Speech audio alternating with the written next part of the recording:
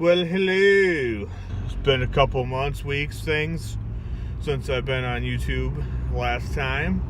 Figured I'd take you on my morning commute. Well, halfway through my morning commute. So, vape updates. Well, bought the Captain kit from my local vape store. Captain kit, I like the mod itself. The batteries that come in the kit are amazing. Just utter amazingness with those batteries. But the tank itself died on me after 2 weeks.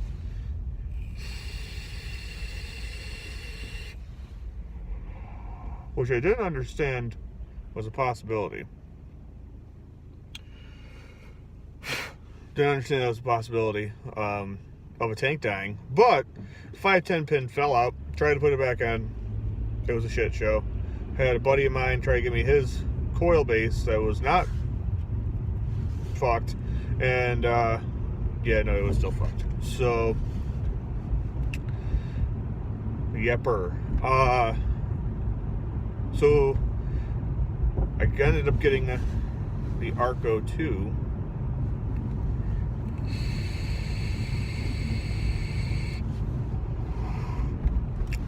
Which was just leaps and bounds better than the Captain with the juice capacity. The fill port is a lot better. Wish I had my Captain on me. Well, it wouldn't fire anyway, so what's the point? Anyway, Arco 2. Coil heads, awesome. The actual tank itself is pretty awesome. Holds more juice than the Captain. Has better flavor than the Captain. Coils are about the same price, at least in my local place of buying them, and even online I've seen that they're about the same. At about $15 for 3. But yeah, no, Captain tank is just junk. It died after 2 weeks. The other thing too is, after a couple weeks of thinking about it, that Captain's 510 was reading it wrong anyway. My Captain coils would jump between, it's a 0.2 coil, jump between 0.21 and 0.25. So, but it would go randomly. It'd be like 0.21 1 second, next hit 0.25, next hit 0.2. And none of the other tanks I use on the Captain now do that. So, trying a new angle. It's I hate widescreen. We have the two bars that should be obsolete. Yeah, I had a buddy tell me that when he watches these videos, I'm stiff, but I'm driving, so yeah, looking for hazards and shit.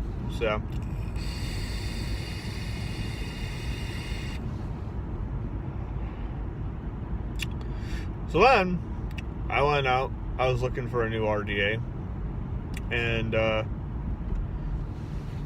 been rocking my Apocalypse for probably about 6 months now.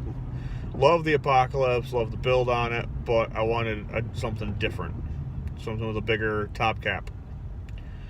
Found the Vandy Vape Mesh RDA. Got it. It's hard to drip and drive, or else I would be doing that.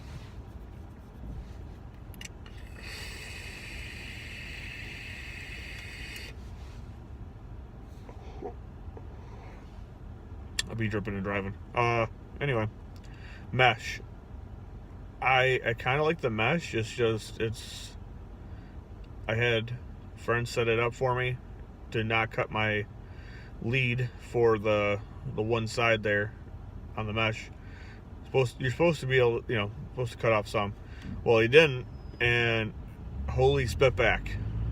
The only thing I found to combat that is put more cotton in. So anybody wanting the Vandy vapes, I'll put it in the title. Vandy vape mesh is good.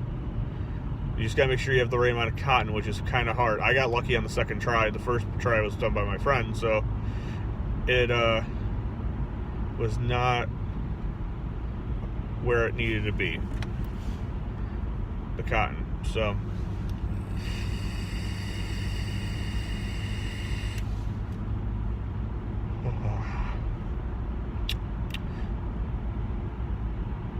I think that's about it, maybe. Vandy Vape does do the 3 strips of different cottons, different meshes. They do one that's Canthol, one that is stainless steel, and then one that is nichrome, which I was told by somebody you could do nichrome in power mode. I'm like, no, that's why they have nichrome temp mode, because you're supposed to only do it in temp mode. Stainless steel is back and forth, and Canthol is definitely power, at least last I knew. But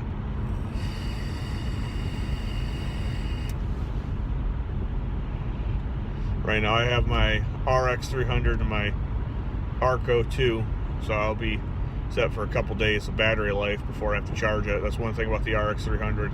It's a bulky mod, but you get days upon days at mid to low wattage. I'd consider 70 to 80 mid to low, depending on your view on it. Some people go up to 160, 200 watts, burn out their coils right away. I don't. I like to keep it within the range that's supposed to be for at least tanks.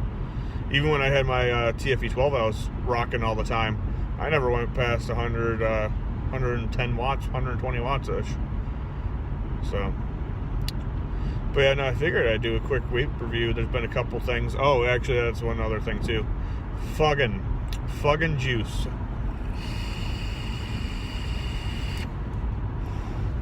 Fuggin' juice. I found a deal on Fuggin' back on Black Friday. You get 10 plus bottles for $8.80 a piece. So I ordered 11 because I couldn't figure out the last flavor I wanted, so I ended up getting 11 bottles. And every single one of those, the first package I got back months ago came in a freaking envelope. Mind you, it was only 5 bottles, but it was still kind of irritating because I ordered coils, and my coils, the blister packs got all dented up and shit.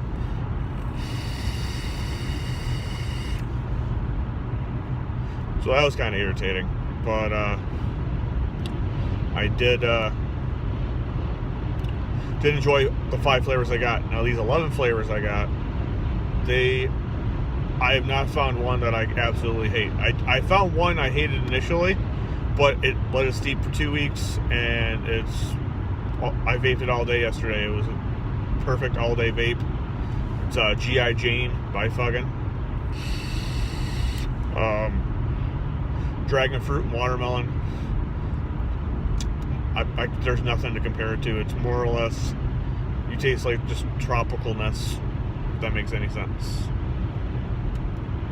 So, but yeah, can't remember off all the flavors, name them all off, but Silence of the Clouds, which is a blue raspberry slushy. There's another one that I've tried before called Smurf by Vaporgate. This blows Smurf out of the water for the strongness of the flavor, the easiness on the coils, because Smurf would just beat your coils to shit. It's horrible on coils. Everybody swears by it, but it's horrible on your coils. So if you are a dripper, go with Smurf, because you can at least change your cotton out and burn off the rest of the shit. No, tanks, it will just fuck up your coils. And what else? Fubar is a pear guava mix, and I mostly get pear out of it, out of my equipment, but it tastes kind of like another juice that's well known, at least in my area, called Don't Care Bear by Bad Drip. It tastes almost exactly the same, not better, but carbon copy, same. I got Cinnawinna in here. Cinnawinna There's another one by Bad Drip called Ugly Butter, and this tastes just as good, if not better. So,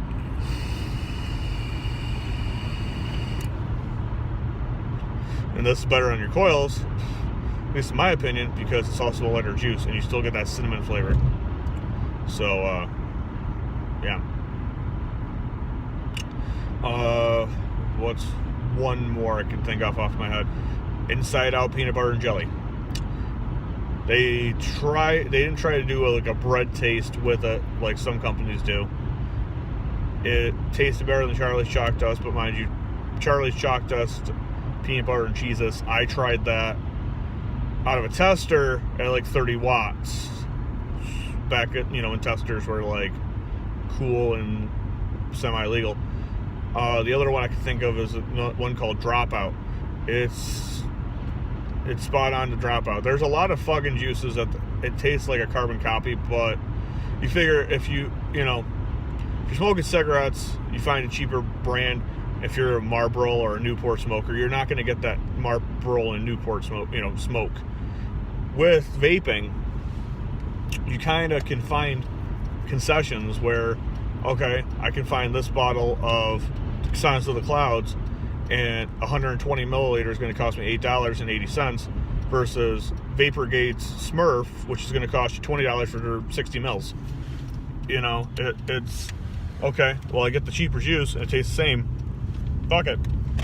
Winning. It's just I'm always looking for a bargain with juice because I go through a lot. So why not save the money?